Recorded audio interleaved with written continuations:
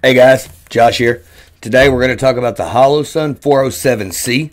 The reason I got this optic is because I've got the 407CO. I had this on my Glock 17, which you can see here, that I mainly just use for GSSF and USPSA. Well, going to use it for USPSA. Haven't got into USPSA yet, but I absolutely love this optic. The only thing I didn't like about the CO for my 17 was it does have the circle reticle in it instead of the single dot reticle, and it just wasn't great for like super precise shooting, but I love it on a carry optic.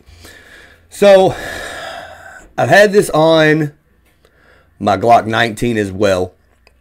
I had on my 17, on my 19, and then when I switched over and started carrying the 509 Compact Tactical, I put it on here, and I love it. Now, that being said, the reason I decided to get another one for my 17 versus something else is I have put thousands of rounds through multiple guns using this optic, and I've never had a single issue, never had a flicker, never had the optic shut off on me. It is always held at zero perfectly, and that's why I decided to go with the Holosun 507C for the 17. So when you get it in the box, you're going to get your paperwork. I'm going to be installing this today. You're going to be getting your cleaning cloth. You get the little Holosun info. Now, do read your paperwork on this because it will tell you a lot about this optic. You're going to get the optic itself. I don't know how well y'all can see that, but you're going to get the optic itself. You're going to get your tool for your windage and elevation adjustments, and then also for putting your screws in the optic. And then you're going to get a couple different sets of screws as well. Now, all that aside, let's talk about the optic for a minute. So it is a aluminum housing. It's got a really nice big window on it, as you can see. With the CO, it works really great for if you want to get a contact on something, you know, to rack around in it that way. The Holosun 407C versus the 407K does have the solar panel on the top, which will work for a backup to your when your battery dies, and will also give you a auto. It also has an auto setting, so it'll give you an option to you know, when it gets darker in a room, to dim and brighten. I don't use that setting. I just adjust manually myself. But it is there, and I do like that feature. I just don't trust it 100% of the time. I like to just set it myself. So it does have a lockout setting, and then it does have a sleep mode on it, which your directions will tell you how to operate that sleep mode. The sleep mode has 3 different settings. I want to say it's 10 minutes. You know what? Before I lie to you, let's just open this. And I'll tell you, I think it's 10 minutes. I think it's an hour and a half. And then maybe, I really don't know what that last one is. So let's just look here, and it will tell us.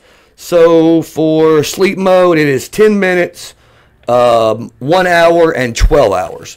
So if you put it in, which I have mine in the 10-minute setting, so after 10 minutes of no movement, it will shut off. And then they are motion activated, which is my favorite thing about the optics. And when you pick them up, tap on the table, whatever, it will automatically come on. And I will say, the whole time I've carried this optic and I've used it on the other guns, I've never picked the optic up and it's never been on.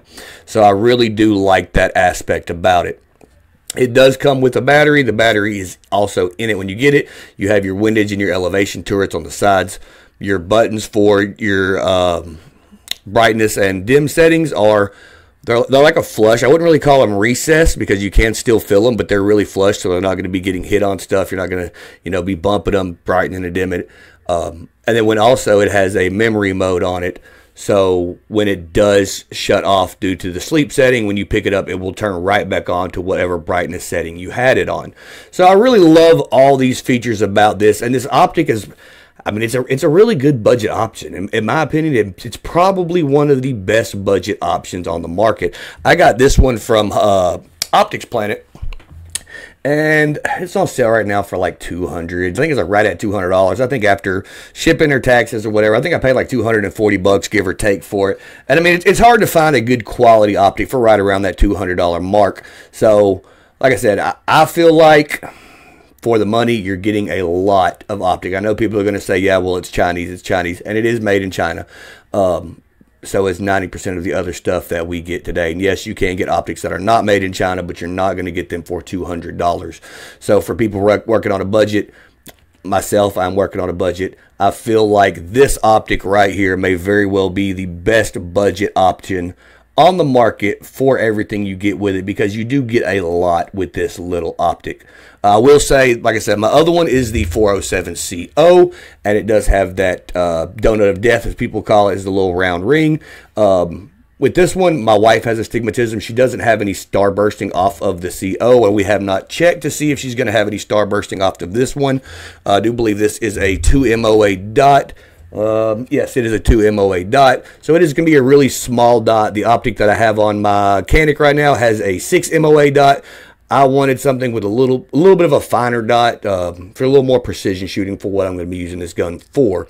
So it is the 2 MOA dot, so I will check with her, and I will leave it in the comments to see if she has it star bursting from her stigmatism or not.